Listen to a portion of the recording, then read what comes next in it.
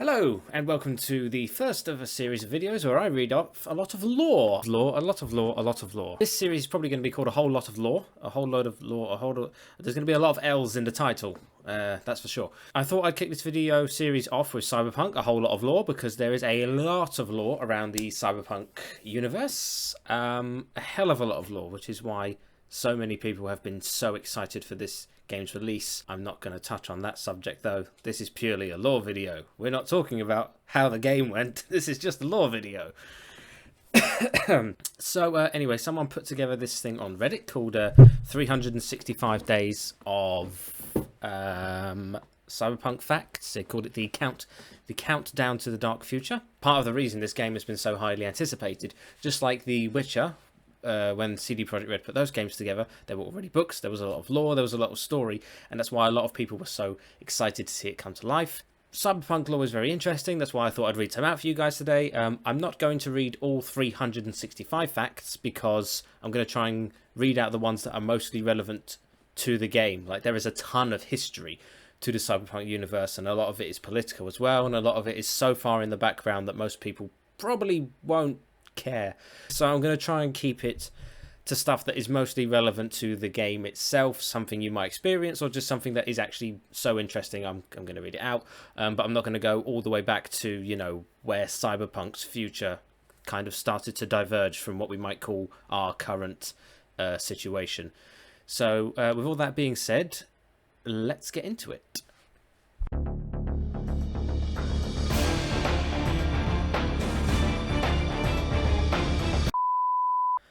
Cyberfact number 1. The famous band Samurai was discovered in 2003 by Jack Masters, an executive at Universal Music. Jack signed the band after seeing them play at the Rainbow Cadenza, a backstreet bar in Night City. The members were Kerry Uridine, vocals, lead/rhythm guitar, Danny, the drummer, Nancy/Bess Isis, keyboard, Henry on the bass, and Johnny Silverhand doing the vocals and lead guitar. I'm going to try and keep my eyes on the camera as much as I can, but it's kind of... I can't. You get it. Samurai split up in 2008. Nancy went to jail for 7 months for throwing her abusive husband out of their 83rd story apartment through the window. Go Nancy. The band firmly supported Nancy, but the 7-month lull proved they were each going in different creative directions. Henry went to work on a human interface prototype, an accident fried his brain, and he's had to rebuild his mind. Danny joined a band called Mastermind. Nancy took the name Bess Isis and became a major media presence on Network 54. Johnny Silverhand and Kerry Uridine went on to successful solo careers, often touring together as a double ticket. In Cyberpunk, there are 3 established core concepts to achieve essence in the Cyberpunk universe. Style over substance, it doesn't matter how well you do something, as long as you look good doing it. Attitude is everything, think dangerous, be dangerous. Think weak, be weak, never walk when you can stride.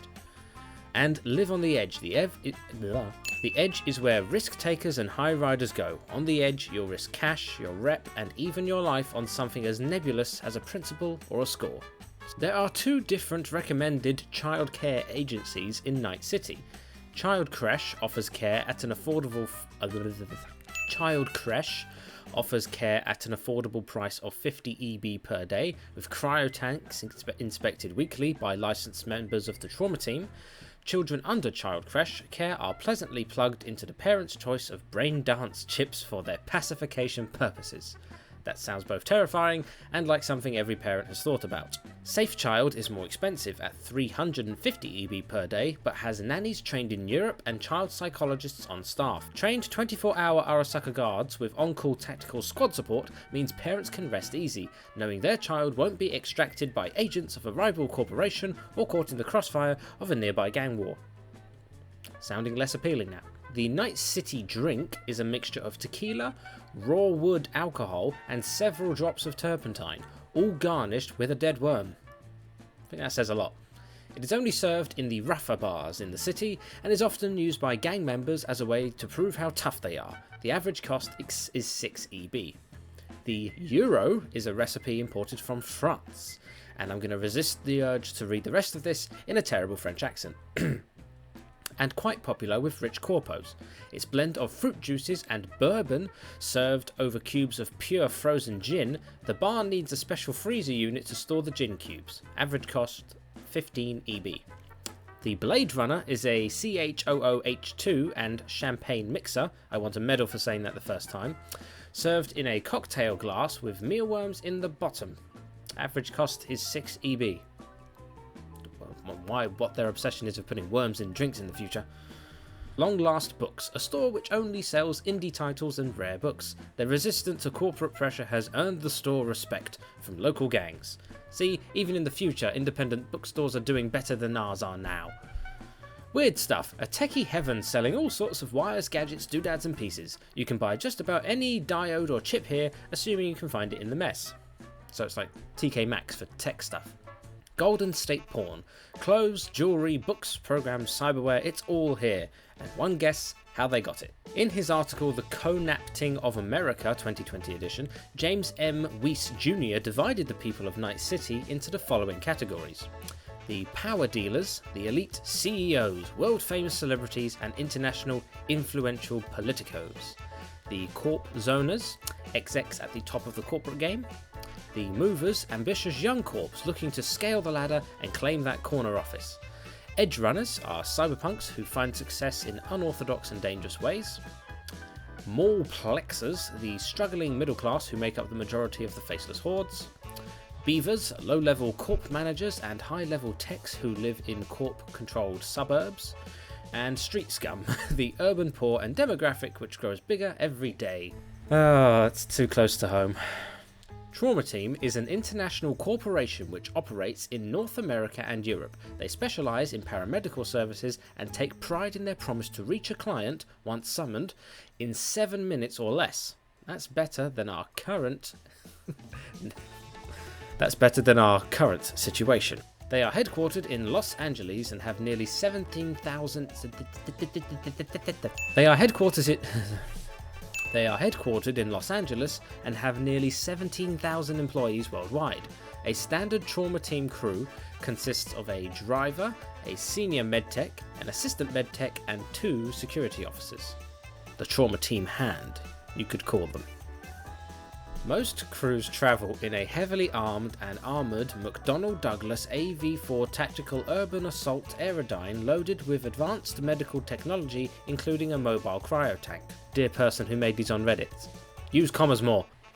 Thanks to cybernetics, cryotanks, biotechnology and drugs, wonderful drugs, medical science is so advanced by 2020 that Trauma Team and other medics can bring people back from the dead with some regularity. It is so common, in fact, that the Trauma Team has established a scale of dead that they call the death state. It runs from dead 1, just flatlined resuscitation almost certain, to dead 10, no resuscitation possible. As a general rule of thumb, a patient slides up the death state scale every 1 minute, although circumstances such as environmental conditions, cybernetics, drugs and administered CPR can slow down the rate of progression. The Lifeline Act of 1994 allows citizens to register as a parts donor. Anyone who delivers the body of a registered citizen to a donor centre earns a bounty based on the condition of harvestable limbs and organs. You can imagine that going wrong very quickly. Trauma Team charges quite heavily for their services, at a rate of 100 EB per minute from the time a call for aid is received to the time a patient is delivered to a hospital or other facility. The patient is also responsible for reimbursement for the cost of any ammunition fired during the rescue, among other fees. The cost can be mitigated through the purchase of a service plan. Corporations often offer Trauma Team coverage as a perk for higher level employees, and edge runners sometimes negotiate for a one-time use Trauma Team service plan as part of their payment for a job. For those paying their own way, plans run from 500 EB plus expenses up to the mid 5 figures per month depending on the level of coverage. Blimey. Cyberware is usually divided into 10 categories, 5 of which are presented.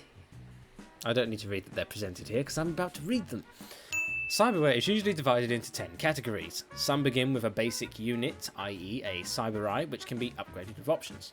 There is fashionware, a cosmetic enhancements made to the body, such as biomonitors, light tattoos, or tech hair. Something apparently you can't edit in the Cyberpunk game. Neuralware, processors plugged into the nervous system in order to modify or enhance it, such as neural processors or a smart gun link. Devices adding specific functions to the body, such as gill implants or chemical analyzers. Enhancements built along biological instead of mechanical lines, such as grafted muscle or nanosurgeons. And cyber weapons, mostly illegal weapons implanted directly into the cyber limbs or the body, such as vampires, wolvers, or chain rips. Cyber optics, cameras which replace the biological eyes, such as color shift irises or image enhancers. God, I would love to be able to change the color of your eyes. Can you imagine just waking up one day and going, I want a red eye there and a purple eye there today. Oh, God, that'd be so fun. We have cyber audio, which are devices plugged into the auditory nerves to enhance hearing, such as radio links or amplified hearing. Cyber limbs in any color or style you want. Examples such as reinforced joints and a tool hand. Humans aren't the only biologicals who can be fitted with cyberware. Upgraded animals are usually purchased by the wealthy or organisations looking to fill a specific need. Most are cloned as fully mature and then fitted with cyberware and trained via a chip for specific behaviours. Buyers looking for animals with a naturally developed personality must pay extra. Animals from the wild cost around 50 times the base price due to both their rarity and the difficulty in overriding their natural instincts. It's nice to see we don't get any better at how we treat animals in the future. Dogs are the most common type of cyberpet, but cats, horses, primates, rodents, birds of prey, sharks, dolphins, and even bats can be purchased. Common cyberware for a cyberpet includes sensory boosts, berserk chips which activate a frenzy mode, cyber limbs, cyber weapons, and harnesses to transform larger animals into mobile weapon platforms. I can only think of what we would do to elephants. Just think of what you could do to the trunk. Full body replacement is perhaps the ultimate expression of cyberware. The process of turning someone into a Borg, as they're commonly known, replaces almost all biological material with cybernetics. This includes the skeleton, organs, and skin. Sorry, I've got the window open, thought something flew in. Looked like I've just decided to stop doing the video. Borgs retain their original brain, though it is intensely modified. Borgs do not need to eat, drink, or bathe. Instead, biological components receive nutrients via cybernetics. Borgs do sleep for psychological reasons. Hey, I'm half Borg. A number of companies offer a full body replacement model. The IEC Alpha class is an all-purpose model. The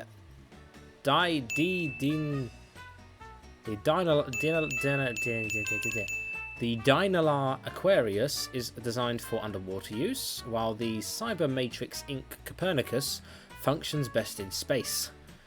At 8 feet tall and 620 pounds, the IEC Dragoon offers the ultimate in battlefield performance. I'll bloody say. The Bioexotics line allows clients to become something other than human through intensive transformation using a variety of techniques. As the tagline says, why bother to be one of the beautiful people when you don't have to be people at all? There's hope for me yet. Most exotic packages involve various mammalian forms. The illegal drug market is constantly evolving, which means it can be difficult to keep up with what's new on the streets. However, here's a few with staying power. Synth Coke, which is a synthetic variant of cocaine, made more potent in the lab. Boost, a common study drug. Addicts gain... I'm starting to lose it, I really am. Boost, a common study drug. Addicts gain a tolerance quickly. Dorf, a pain negator, which can damage the nervous system.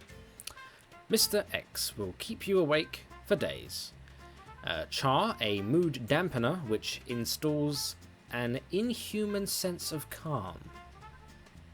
If only we had something today that could instill an inhuman sense of calmness. Shame there's nothing like that. Smash. Technically not illegal. Smash is drinkable drug. You made me say that, Reddit guy. Smash is a drinkable drug, similar to alcohol, but with a harsher downside. Think a foamy energy drink laced with uppers. Anyway, Starlight, a powerful and addictive euphoric. Again, if only we had one of those these days. Combat drugs are used regularly by militaries and corporations to enhance the capabilities of their forces. The higher-ups are generally more concerned about results than they are about troop health, while soldiers and mercs generally take an expedient viewpoint. Surviving and dealing with the consequences of whatever chems are being pumped into their system later is a better outcome to combat than being dead. I mean, you can't argue with that logic. Examples of combat drugs include Prime, which narrows the subject's focus and imbues a sense of ultimate calm, increasing the battlefield awareness and reducing incidents of panic. Wouldn't want you panicking in the face of death, would you? Time Warp sharpens reflexes but at the cost of real damage as muscles are overextended in the process. And finally, Berserker, used by commanders who want to turn soldiers into suicidal killing machines. Yay, future! Trauma Team International initially developed a suite of drugs for in-house use, but has found them to be in high demand and now sells the full line to hospitals, clinics and even rival trauma services. Rumour has it that the drugs they sell to their rivals, however, are less potent than the versions they keep for themselves. Products in the Trauma Team drug line are Stim, which increases responsiveness and reduces pain, Surge, an intense stimulant and appetite suppressor, which reduces the need for food or sleep. I need some Surge. Trauma I, or Trauma 1, a last-ditch method of slowing down the slide down the death state scale. In the world of Cyberpunk, megacorps are as important and powerful as nations. Euro Business Machines Corporation, which is the world's largest manufacturer of computer technology, so Microsoft. Zeta Tech, a new megacorp specializing in software and hardware technology. Network News 54, an American broadcasting and media company. Orbital Air, cargo and passenger transport, maintains several orbital facilities. Microtech, mainframe and workstation designer, a small fish fighting off sharks. Biotechnica, genetic engineering and biotechnology, owns the CH00H2 patent but licenses it out. And InfoComp, a data firm. If knowledge exists, chances are InfoCorp has recorded it somewhere. So, like the government. Arasaka, corporate security and private intelligence services. Should tell you all you need to know. Militech, arms, manufacturing and private army, closely allied with the US military. World News Service, the world's most trusted and dangerous source of news. Petrochem, producer of petroleum products and the world's largest supplier of CH00H2. And Trauma Team International, global ambulance and paramedic services.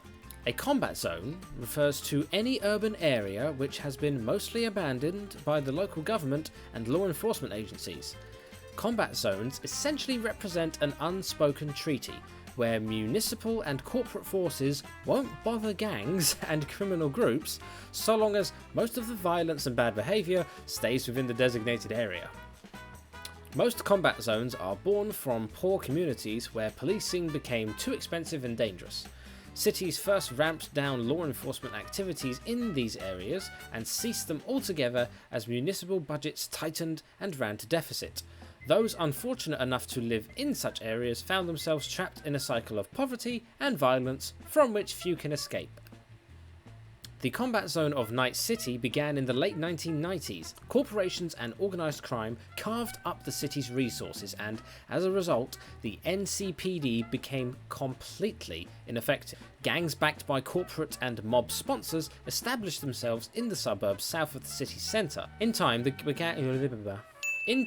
gangs became so entrenched, the only way to remove them would be to demolish the entire area and start from scratch. Today, the combat zone is a few miles of somewhat habitable tract, housing interspaced with small businesses which eventually give way to burnt-out wasteland as desolate as any European city targeted by bombing runs in the final days of World War II.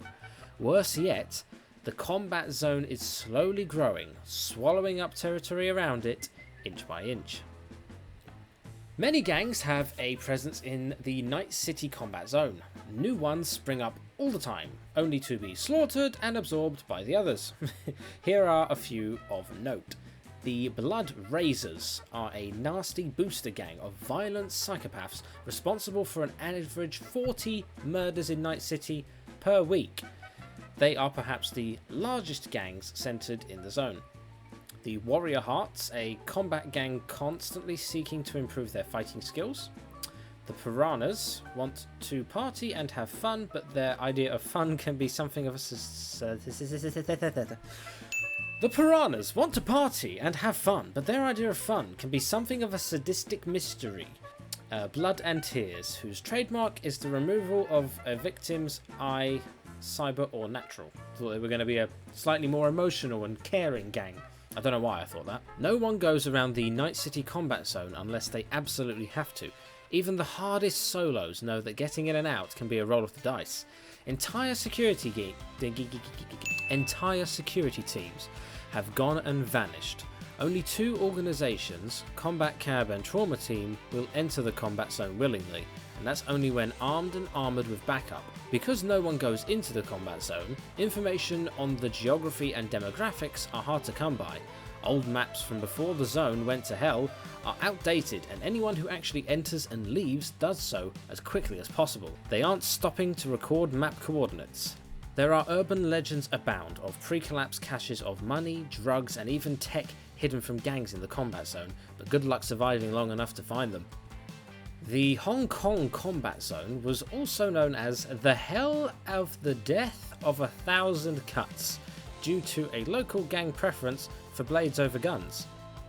Can't help but think there was a shorter title in there somewhere. Using a gun in the Hong Kong combat zone is a quick way to be branded as... Using a gun in the combat zone is a quick way to be branded as a member of the Triad, a corporate spy, or worse, a weak target incapable of defending oneself. After all, a gun will eventually run out of bullets, but in a combat zone it's always possible to find a sharp piece of jagged metal. By the end of the 4th Corporate War, the Hell of the Death of 1,000 Cuts is as empty as the rest of the city, thanks to a potent and highly contagious bioweapon, which was unleashed within Hong Kong's city limits. Thank God for that. Technically speaking, London doesn't have a combat zone. Hooray! What it has is the East End, which was mostly flooded when a bomb destroyed the Thames flood barrier. Officially, no one lives in the East End. In truth, thousands call it home. Not too far from modern East End then. The majority of residents in the East End earn their meagre living either from smuggling or supporting the smugglers who live there. Goods smuggled in from Europe and beyond are sold in the few remaining underground stations and tunnels in the regions which aren't filled with polluted water. Imagine that, having to smuggle goods from Europe in London. What an unrealistic future. Most of the music available to the public is pre-packaged noise, algorithmically generated to sell the most tracks and albums while pushing a pro-corporate message.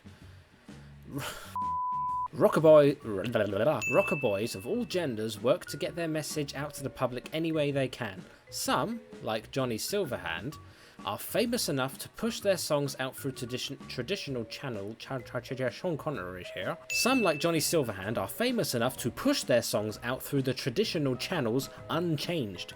Smaller independent rockaboys, who sometimes call themselves sonic terrorists, work through underground distributors, independent networks, and the darker corners of the net to get their music heard. Few underground labels exist, but most independent brands release their own music, often free, hoping their words of protest are heard.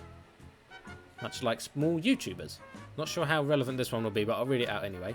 The best-selling singles of 2020 in the Cyberpunk universe were Never Fade Away by Johnny Silverhand, Holdin' On by Kerry Eurodyne, Back From Nowhere by The Lost Boys, Kalakari by Cutthroat, Hand of Fate by The Artificial Kids, Blast Off by Blackheart, Little Sister by Brutus Backlash, don't know why I put an accent on that, Loving at the Speed of Light by Sarah O'Connor, You Said You'd Never Leave by Pipin' Hot, and Song for John 50 Years by Destiny. Much like the rest of the world, rockaboys love their cyberware. Popular options include neural processors with machine links. There are few things more magical than studying directly into your instrument to play it with body, mind and soul. Wow, that's cool. Ramona Nova Cyberlegs, elegant and the height of fashion, with gyroscopic balance and built-in heels which add up to 6 inches of height. I need those. Getting people to listen to your words is far easier if you look great on stage. Don't I know that too well? This next one should be a bit of a wake-up call in terms of fast and junk food for America. Most Americans eat manufactured, processed foods in 2020. The most commonly eaten food is kibble. Dry, grainy nuggets laced with vitamins, minerals, and a small amount of actual protein. Like potato chips, they are offered in a variety of flavours, textures, and brands to the general public. Kibble makes up 70% of the average American diet. Scop, a vat-grown protein genetically tailored to mimic the textures and Scop, a vat-grown protein genetically tailored to mimic the textures and tastes of various food. Damn it. Scop, a vat-grown protein genetically tailored to mimic the textures and tastes of various foods, makes up roughly 20% of the average American diet. Because Scop looks and tastes vaguely like real food, it is more expensive. It's not even real, but it costs more because it looks real. There are still a number of real restaurants left in Night City. Cheaper establishments dress up Scop prepared with varying degrees of success to mimic real dishes. More expensive eateries offer a mixture of soy, Scop and fresh food. It might be best not to ask where the fresh food comes from, however. Just enjoy the fact that you're eating actual meat. Don't ask questions. Just eat it. The most exclusive restaurants offer fresh food. Why do I keep saying fruit? The most exclusive restaurants offer fresh food made by top chefs and cost more eddies per meal than many Night City residents make in a year. Some restaurants offer memberships to corporations who give free meals to select employees as a reward or job perk.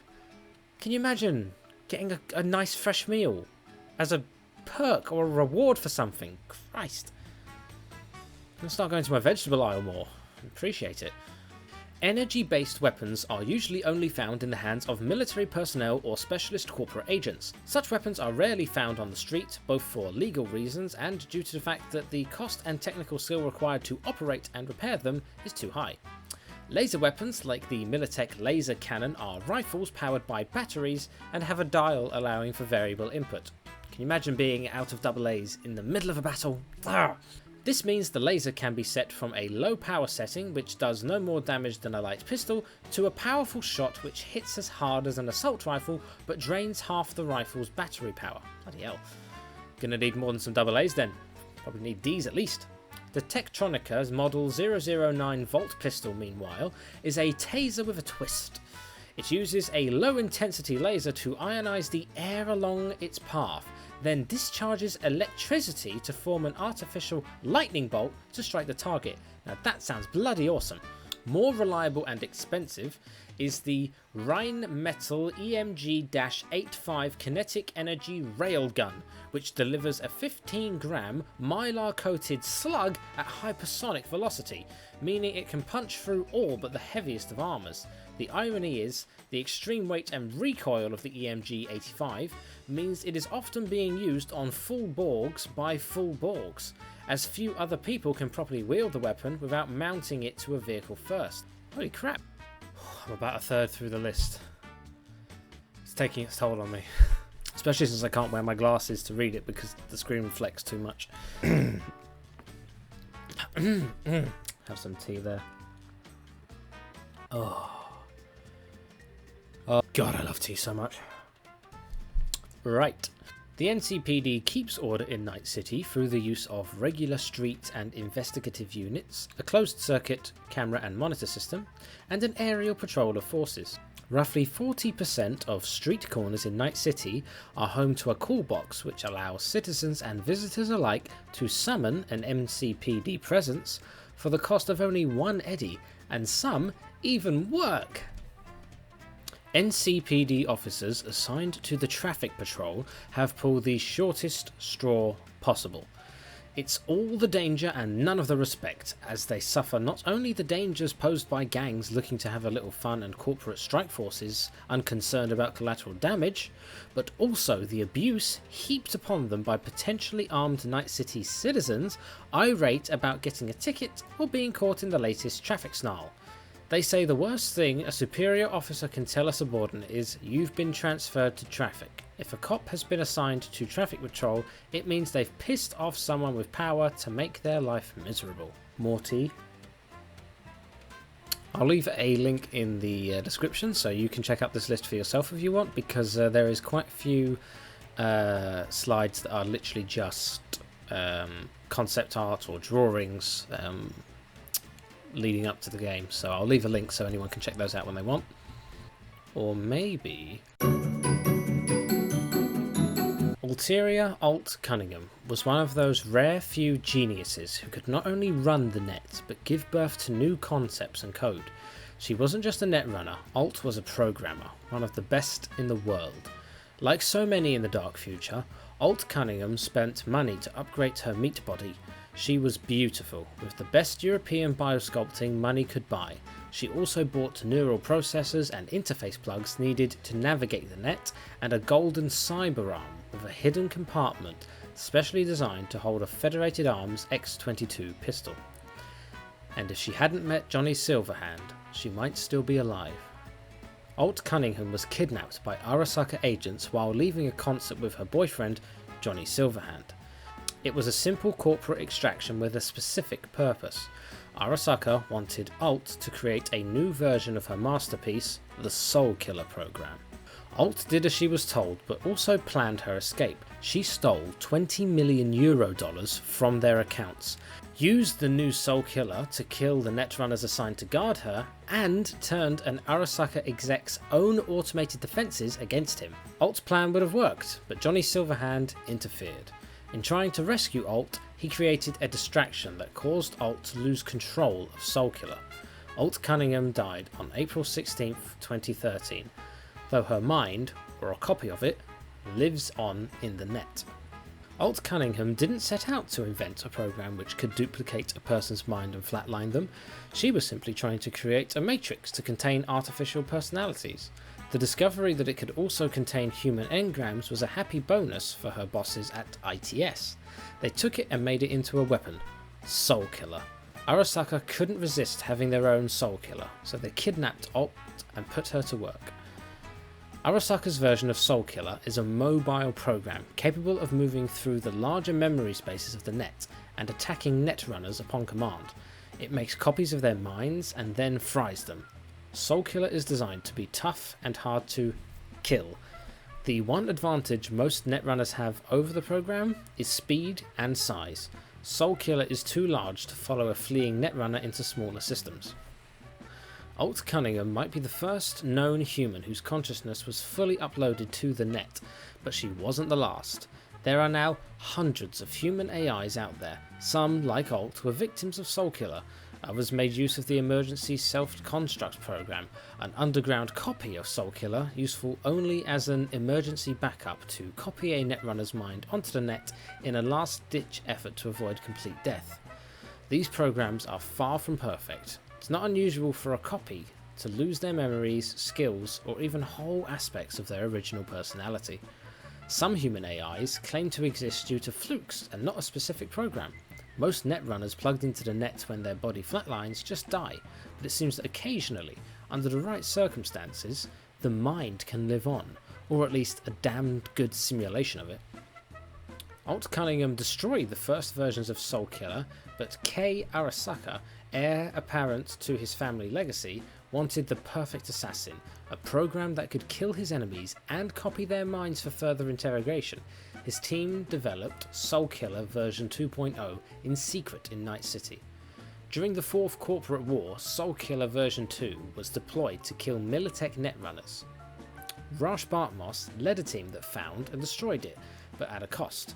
Alt was captured and forced to build a new Soul Killer. Soul Killer version 3.0 is not just deadly but intelligent. It is capable of disguising itself as other code and even as a netrunner, allowing it to get close to a target. It can even multitask like a netrunner and deploy multiple programs at once to hack the enemy systems. The fate of Alt Cunningham after the Fourth Corporate War is unknown. At the end of the war, a team which included Morgan Blackhand, Johnny Silverhand, Spider Murphy, Thompson, and Rogue infiltrated the Arasaka Tower in Night City with the intent of destroying Soulkiller version 3.0 and rescuing Alt. No one knows precisely what happened that night, except that it ended with a nuclear blast which devastated the Arasaka Tower and much of the surrounding area. It is believed Spider Murphy survived the detonation, and as the team's netrunner, he may have freed Alt during the mission. Even free, however, life would not be easy for Alt. She would still have to deal with the rabbits deployed after Rush Bartmus' death, which made the net an inhospitable place as any in an alien world. And with that, I think that pretty much wraps up this little lore factoid video, so thank you very much for watching. I did initially intend to read out a heck of a lot more.